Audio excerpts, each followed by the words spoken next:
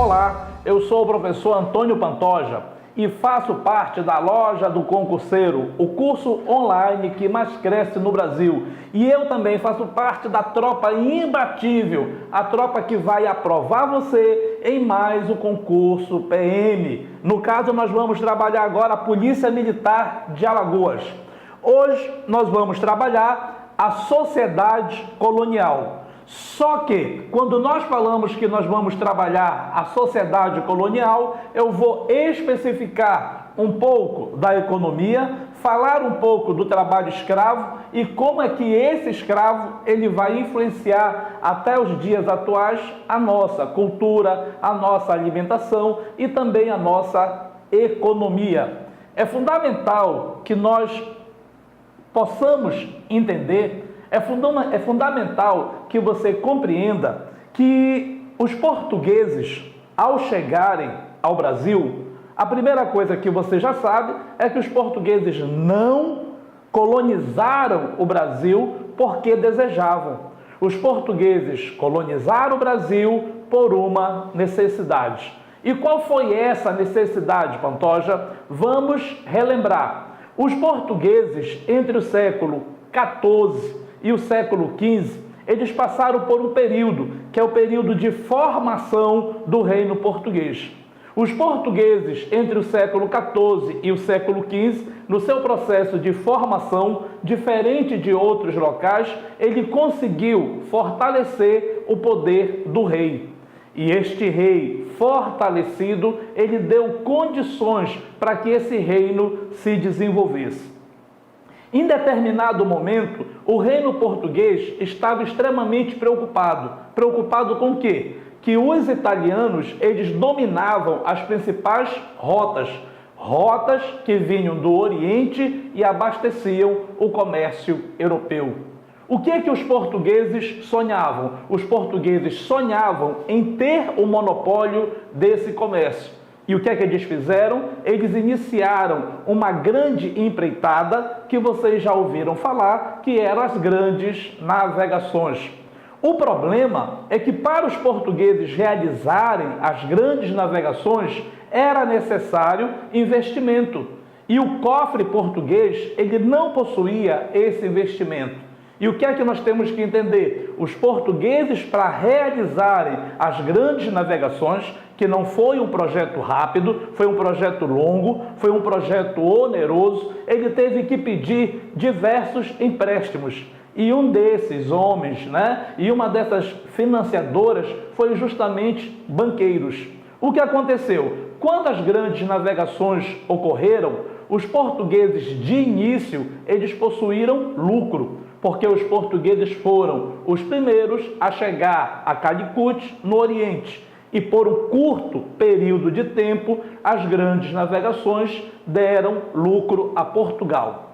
Nesse período que os portugueses possuíam lucro com a ida ao Oriente, também com parte da colonização do continente africano, é que Cabral chega ao Brasil. Lembrando também que quando Cabral ele chega ao Brasil, ele não descobre o Brasil. Na verdade, Cabral inventa, porque o Brasil já era habitado e não era habitado por índios. O Brasil era habitado por nações, Tupinambá, Guaranis, Aimoré, Tupinambá, esses homens que viviam aqui. E esses homens não eram índios, eram nações que possuíam língua, que possuíam costumes e que possuíam religiosidade. Cabral, quando chega aqui, no primeiro momento, ele não tem interesse, até porque a vinda dos portugueses para cá foi uma vinda de quê? De tomar posse.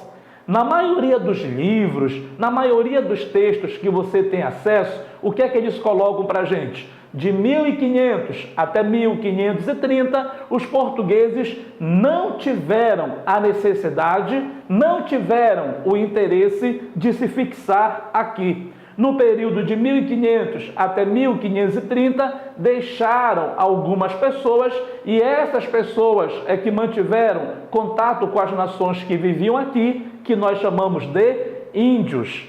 De 1500 até 1530, o que é que você já aprendeu? É o período que nós chamamos período pré-colonial. E neste período pré-colonial, o que é que os portugueses fizeram? Eles viveram do extrativismo. E esse extrativismo é do pau-brasil. Uma atividade que os portugueses já conheciam e já tinham experiência. O que vai interessar para nós? Que nesse período de 1500 até 1530, a maioria dos textos coloca o quê? Que o contato com os habitantes que aqui viviam não foi um contato agressivo, violento, até porque eu precisava fazer com que este índio ele fosse até aonde eu queria. Lembrando que a madeira, pau-brasil, ela não está em um único local e somente os índios eles tinham conhecimento da floresta que aqui existia. O que vai interessar para nós também é desmentir aquela fala de que os portugueses chegaram aqui, os portugueses foram espertos e trocaram o pau-brasil tão valioso por espelho. Lembrando que quando nós falamos de valor, valor quem dá é você. E notem que vocês sempre falam no dia a dia de vocês, eu não sei como alguém dá valor a isto. Ora, para os habitantes que aqui viviam, que eu vou começar a chamar de índio, para os índios, o pau-brasil ele não tinha um valor significativo. Muitas leituras afirmam que os índios até se indagavam por que navegavam por tanto tempo para vir tirar uma madeira que para o índio não tinha devida finalidade. Ora, para o índio, o espelho tem um outro valor. Peças aonde você vai ter o teçado, enxada, ferro, para o índio vai ter valor. Então, nunca coloquem, muito cuidado, quando sempre nós colocamos a ideia que os índios foram enganados pelos portugueses. O que vai interessar para nós, a partir de 1530, os portugueses resolvem colonizar o Brasil. Acontece que a partir de 1530, quando os portugueses resolvem colonizar o Brasil, nós temos qual problema? O problema é que a colonização do Brasil não foi algo planejado, muito pelo contrário. Eu disse para vocês que, no momento em que os portugueses realizaram as grandes navegações, os portugueses precisavam de investir. E muito investimento português foi graças ao quê? A empréstimo, a banqueiros. O problema é que quando as grandes navegações estavam dando lucro para Portugal, a Espanha também, ela chega justamente aonde? Ao Oriente. Outros reinos, como Inglaterra, França, também chegam ao Oriente. O Oriente, que deveria ser um monopólio exclusivo português, não vai ser mais. E no momento que o Oriente não é um monopólio exclusivo português, os portugueses vão ter dificuldades em pagar as suas dívidas. Problema 2. Os portugueses chegaram à América. Só que os portugueses, por não ocuparem a América ela foi invadida principalmente pelos franceses. Os franceses, eles não aceitavam, os franceses, eles não reconheciam os tratados feitos por Portugal e pela Espanha. E um tratado que você já viu bastante, desde a tua quinta série, era o Tratado de Tordesilhas. Tem um texto muito interessante que um francês diz: quem foi que disse que Adão e Eva era português? Quem foi que disse que Adão e Eva era espanhol para partir o mundo ao meio? Como a França, ela não reconhecia este acordo Portugal-Espanha, a França veio para o Brasil, onde hoje é o Rio de Janeiro, vai manter uma relação muito boa com os índios que viviam ali e vai extrair riqueza.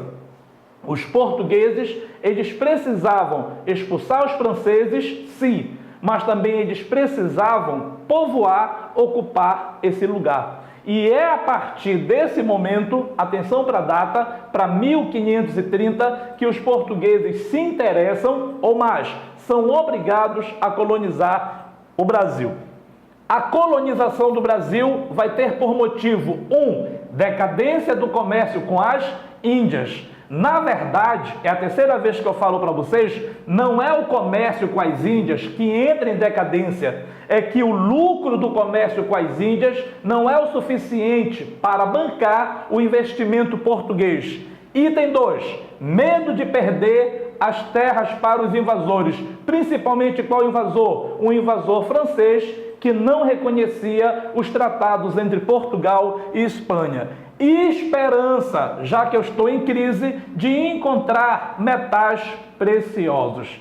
Entendam, no momento em que o governo português ele percebe que deve ocupar o Brasil, o que é que ele faz? Nós vamos atrair os portugueses para cá. Mas como é que eu vou atrair os portugueses para cá? Primeiro de tudo, eu quero o português que seja um homem importante, um homem que esteja muito perto da corte. Um outro ponto fundamental, eu quero um português, atenção para isso, que me represente aqui no Brasil. O que é que o governo português faz? Se eu não tenho dinheiro para investir, eu vou criar um sistema em que é o colono que vai investir, é o colono que vai se arriscar. Se der lucro, ok. Se não der, prejuízo do colono. E aí você vai ter a criação das capitanias hereditárias. Pantoja, o que foram as capitanias hereditárias? As capitanias hereditárias foram 15 lotes horizontais de terra entregues pelo rei a membros da corte de sua confiança. Esses homens, chamados de donatários, eles vão receber a terra através de uma carta, através de um documento, que era a carta de doação. E esta carta de doação é ela que vai dizer quais são os deveres e quais são as obrigações. É muito importante, quando nós abrimos o nosso concurso, e quando esse concurso fala em capitanias hereditárias, que você tem que prestar atenção para duas questões. Vamos lembrar que esta parte da América do Sul é dividida entre Portugal e Espanha. Você já percebeu que a parte menor ficou com Portugal. Também é importante você entender que no momento em que o Brasil é ocupado pelos portugueses, o Brasil vai ser dividido em 15 faixas de terra. Nós temos que entender que a história do Brasil, ela é uma história que nasce com o latifúndio, é uma história que nasce com a grande propriedade. Então, hoje, século XXI, nós ainda temos no Brasil inteiro conflitos pela terra. Ainda hoje, você olha para o Brasil e o que impera é o latifúndio. E você não pode entender o Brasil de hoje, que é um período de conflitos agrários, um período em que ainda o grande proprietário de terra, ele tem poder, mas por que isso é algo tão próximo de nós? Porque isso hoje é uma prática que você não reclama, que você vê como normal. Porque quando nós nascemos, quando o Brasil ele foi criado, o Brasil já foi criado através do latifúndio. Lembrando, tá? Que as pessoas que vinham para o Brasil eram pessoas de posse e pessoas de confiança do rei. Lembrando também que no momento em que você vem para o Brasil, você vai ascender socialmente. Se em Portugal você não era um homem de tão grande importância, mas basta você viajar e chegar aqui que a sua importância ela vai ser duplicada. Importante para nós, quem é que vai ter o controle sobre as capitanias? O capitão donatário. Como é que ele tem esse poder? Através da carta foral. Lembrando que esta carta foral, ela vai estabelecer direitos e deveres dos donatários. Importante para nós, direitos, aplicar a justiça, escravizar índios e doar faixas de terra. Deveres, fundar povoados, ocupar, cobrar impostos e defender o território. Lembrando, tá? Que no momento em que o Brasil ele é ocupado, a primeira mão de obra será a mão de obra escrava indígena.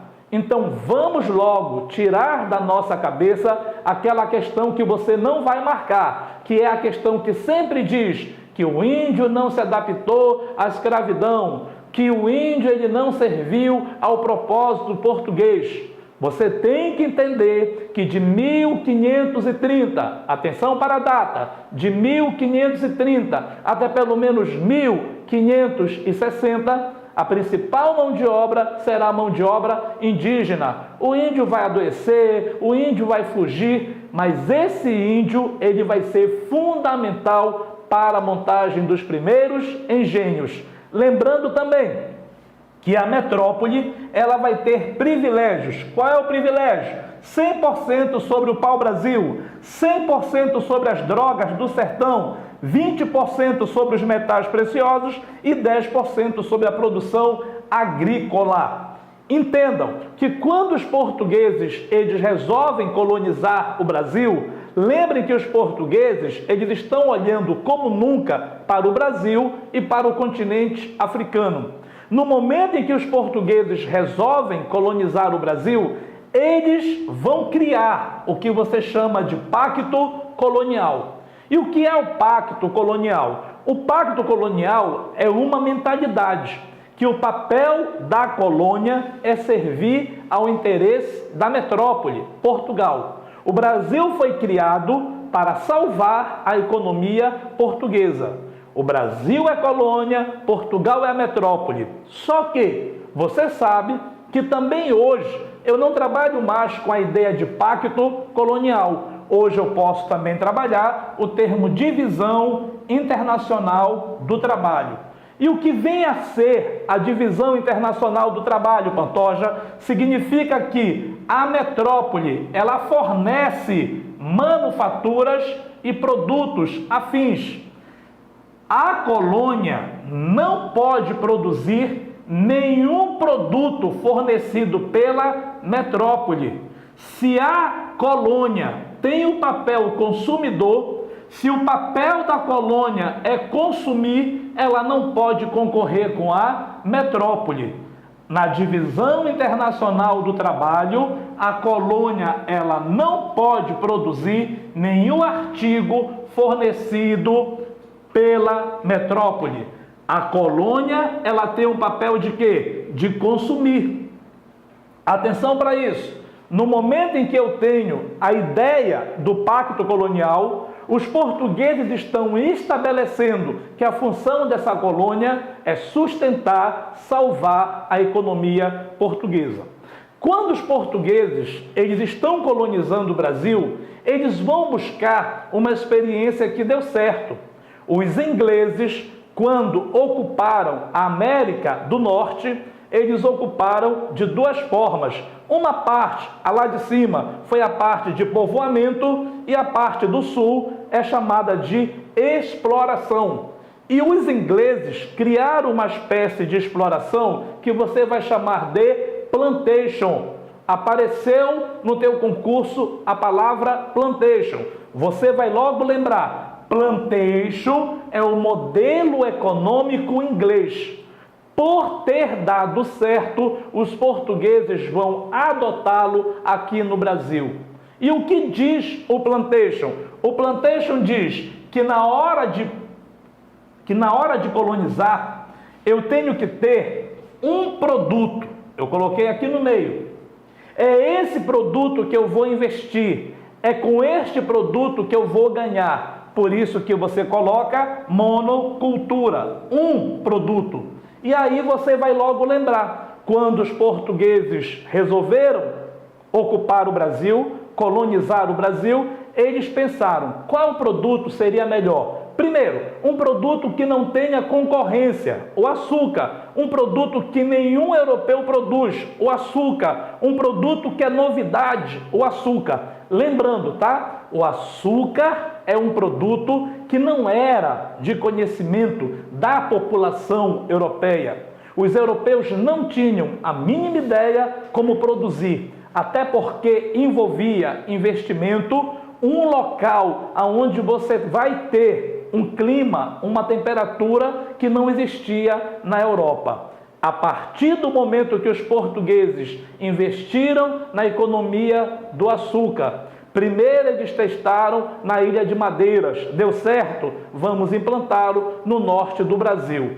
Muito bem, plantation, monocultura. Nós vamos utilizar qual tipo de trabalho? Ora, você sabe que era extremamente difícil dos europeus virem para o Brasil. As viagens não eram seguras, os acidentes, desaparecimento eram algo normal. Outro item, não havia um número suficiente de europeus para virem para cá. Um outro motivo é que a economia do açúcar, ela necessita de uma mão de obra estável. E vocês sabem que o trabalhador livre, ele não é estável. Então, no modelo plantation, eu vou ter um produto e vou adotar a escravidão. Lembrando que a escravidão não é uma invenção portuguesa. Desde que um homem aprendeu a lucrar sobre o outro homem, a escravidão já tinha sido implantada. Muito bem, eu tenho um produto que vai me dar lucro, já vou escolher o trabalho escravo e eu vou usar a grande propriedade. Então, no momento em que nós falarmos em plantation, nós temos o modelo do latifúndio, nós temos o modelo de um produto que eu vou investir muito mais e vou ter o modelo da escravidão. Ok? É fundamental nós entendermos que a escravidão, por quase 400 anos, ela será a principal forma de trabalho no Brasil. Desde o início da colonização, para 1530, até o final do século XIX. Lembrando, tá? Que quando os portugueses eles chegam na África já havia a escravidão. E a escravidão, ela se dava do interior para o litoral. O que os europeus, ao chegarem na África e encontrarem um fornecimento muito grande de mão de obra, eles vão transformar a escravidão em um projeto capitalista, que você vai chamar de escravismo. Pantoja, escravidão. Escravidão é um regime social de sujeição do homem e utilização desse homem como força para fins econômicos, como propriedade.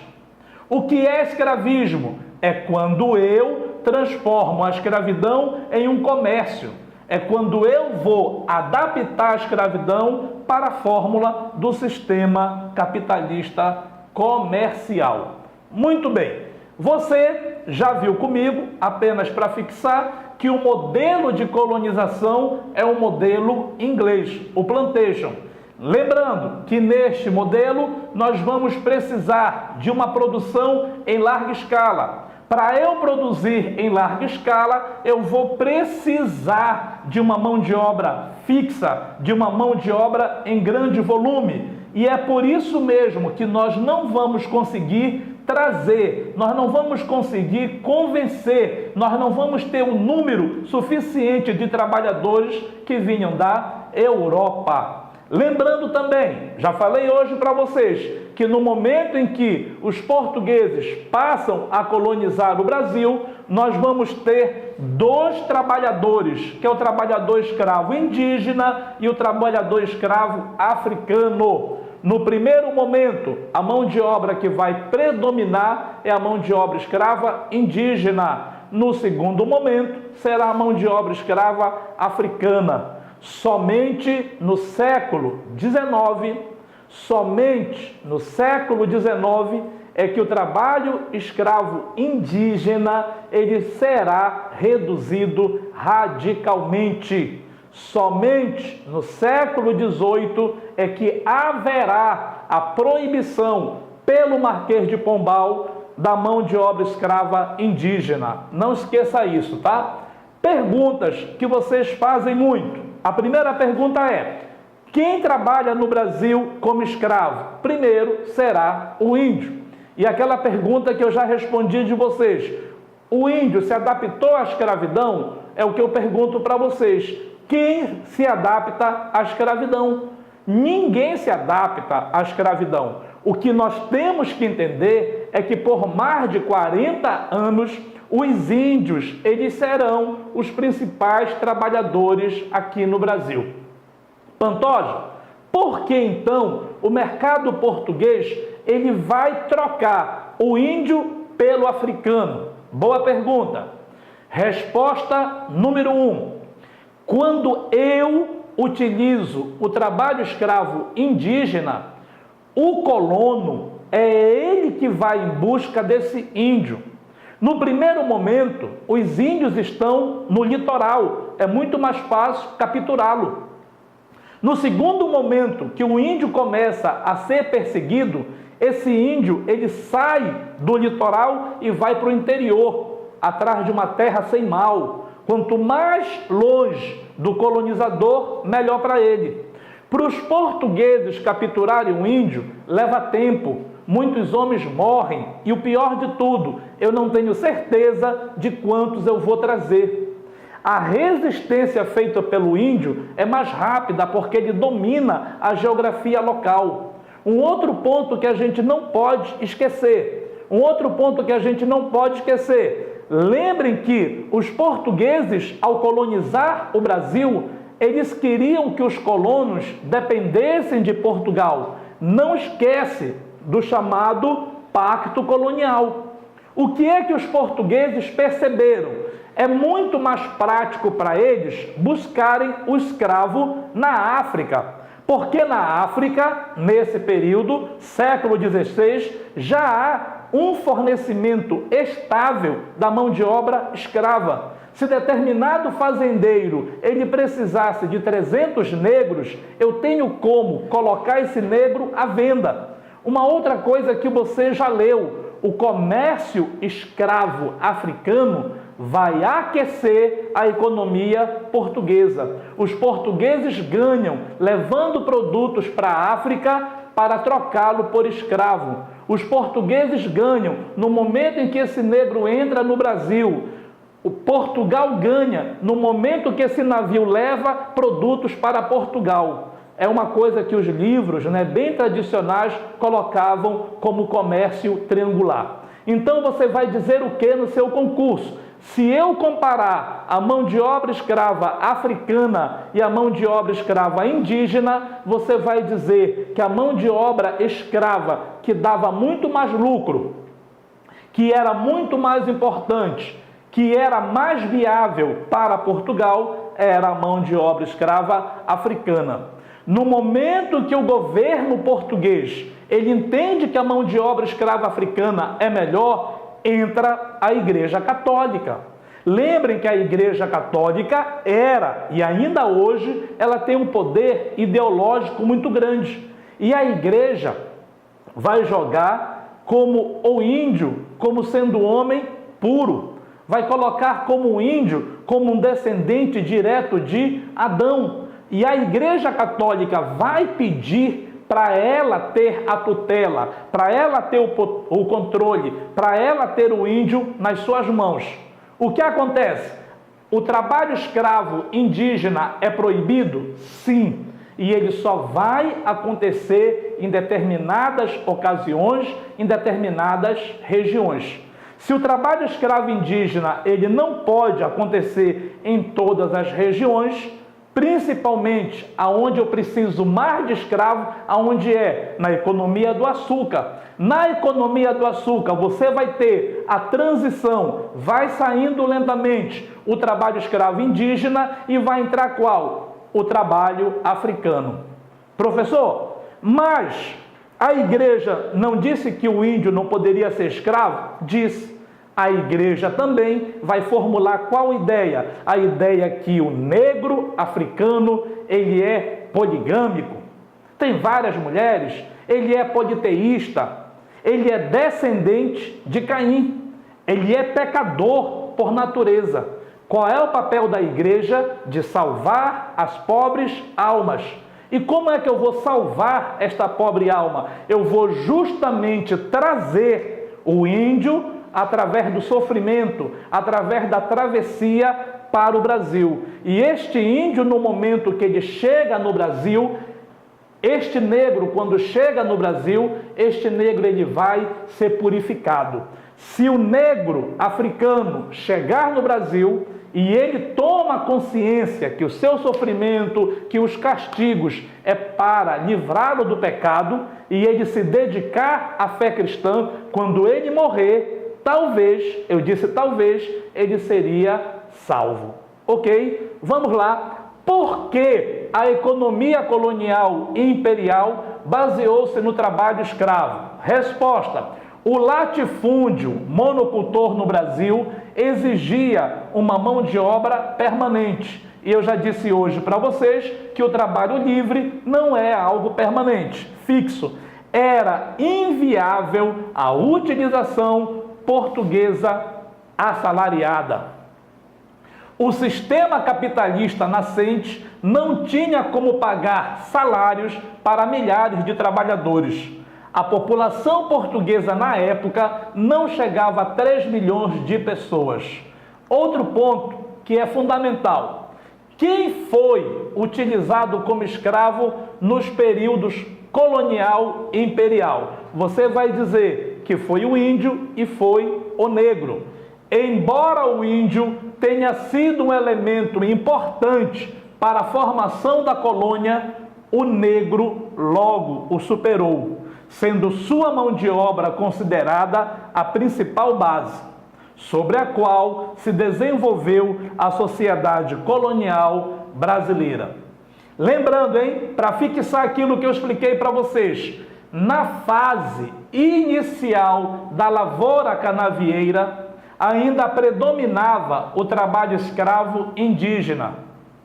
Parece-nos, então, que argumentos tão amplamente utilizados como a inaptidão do índio brasileiro ao trabalho agrícola e sua indolência caíram por terra. Já comentamos isso, né? Já mostramos para vocês que a ideia de que o índio não se adaptou, a ideia que o índio ele não é apto, isso é preconceito. Na verdade, vocês já viram que a substituição do trabalho escravo africano em vez do indígena se deu muito mais por um interesse português.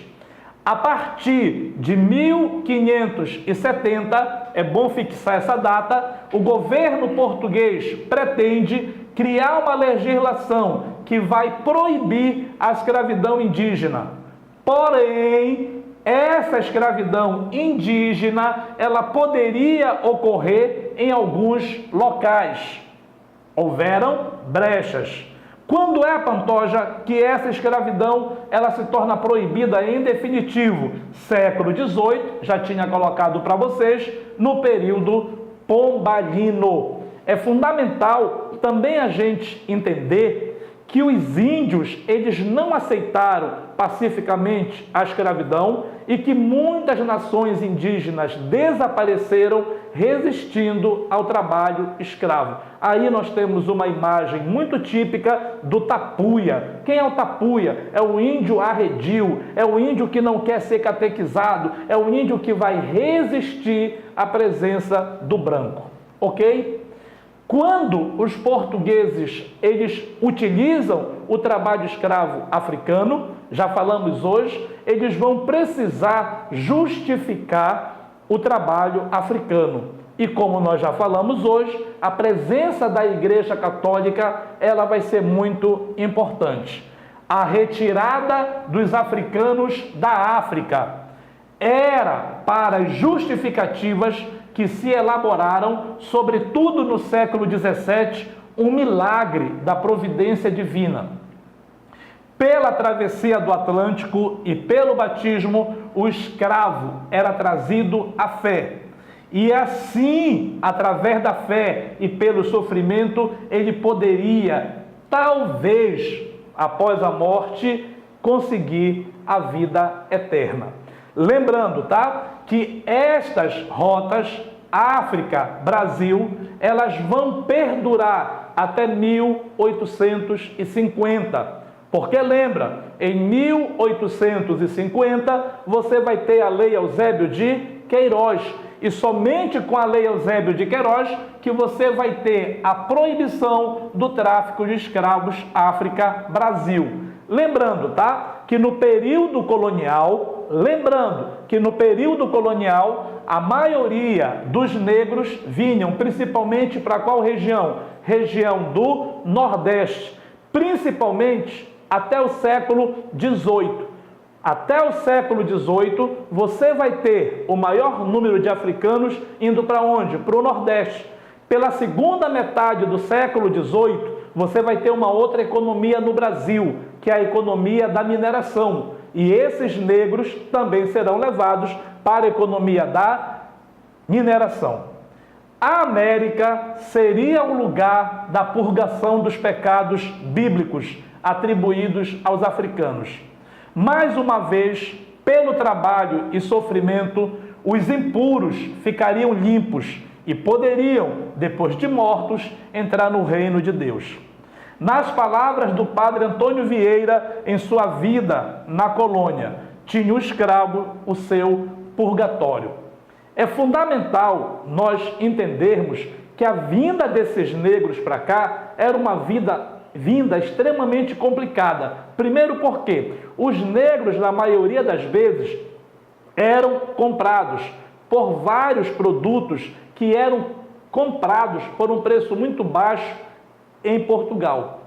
Então, os portugueses, eles não estavam preocupados com o número de negros no navio tumbeiro.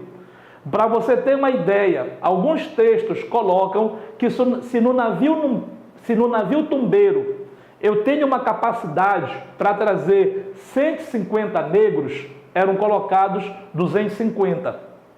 Ora, a capacidade é 150. Se dos 250, 200 chegarem vivos, eu estou no lucro. Então era muito comum, dentro desses navios, a morte. O que você tem que entender também, que no momento em que os negros vieram para cá, os negros eles vão resistir à escravidão. Isso é muito importante. E essa resistência do negro à escravidão, ela não se dá apenas com os quilombos. Na maioria dos textos, quando nós lemos rapidamente, você joga a questão da resistência à escravidão ao quilombo. É o modelo mais clássico. Mas lembra que o negro, ele vai resistir à escravidão das mais diversas formas.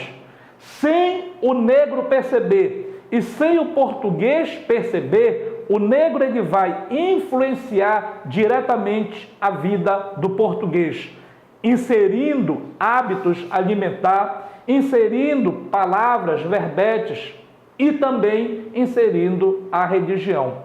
Não esqueçam que quando nós olhamos para o Brasil do século XXI, esse Brasil do século XXI, embora você tenha um cabelinho louro, olhos azuis, mas você tem na sua fala, você tem dentro da sua religião católica e evangélica símbolos e valores negros, indígenas.